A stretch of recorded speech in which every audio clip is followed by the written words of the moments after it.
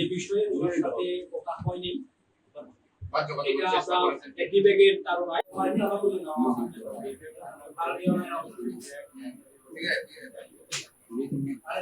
Mechanism আমরা শুনতে পেয়েছি যে মেকানিজমের মাধ্যমে মাননীয় মন্ত্রী সাহেবকে এখানে অপারেশন করা হয়েছে।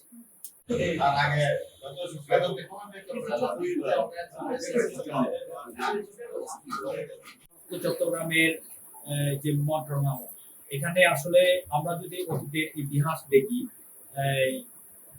আমাদের উপমন্ত্রী মনির স্বপন দেওয়ান এবং আমাদের গৌতম দেওয়ান, শ্রদ্ধেয় গৌতম দেওয়ান এবং মনির স্বপন দেওয়ান, শ্রদ্ধেয় মনির স্বপন দেওয়ান যদি ইতিহাস যদি আমরা দেখি, ওনারা প্রায় পদত্যাগের ওনাদের প্রায় আমরা শুনেছি।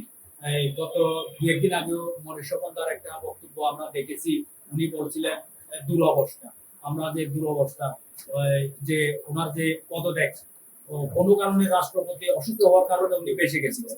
তো এই ধরনের আমরা নিউজ পেয়েছিলাম, তবে আমরা বাধ্য করা হয়েছে এটা আমরা প্রমাণ দিতে পারবো না, তবে আমরা এটা মিডিয়াতে আমরা দেখেছি, বিভিন্ন মিডিয়াতে দেখেছি ওনাদের বাধ্য করা হয়েছে, পদত্যাগের জন্য বাধ্য করা হয়েছে এবং এই আর কি।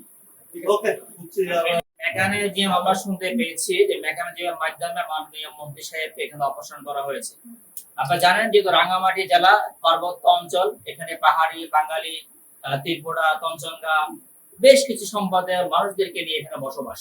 তাই পাহাড়ের সমতল, পাহাড়ের যে জনপদ রয়েছে এখানের সাথে বাংলাদেশের সমতলের সাথে একটু সমস্যা রয়েছে।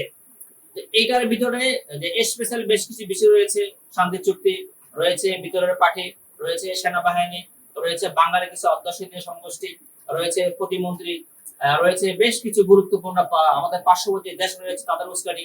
আমরা যেহেতু এই বিষয়গুলোকে মনে করি এখানে মেকানিজম বিরাজ করছে, এই মেকানিজমের সাথে আমাদের মন্ত্রী মহোদয় উনি আপোষ করেন নাই, সত্যের পথে ছিলেন, সত্যের পথে কাজ করে গেছেন।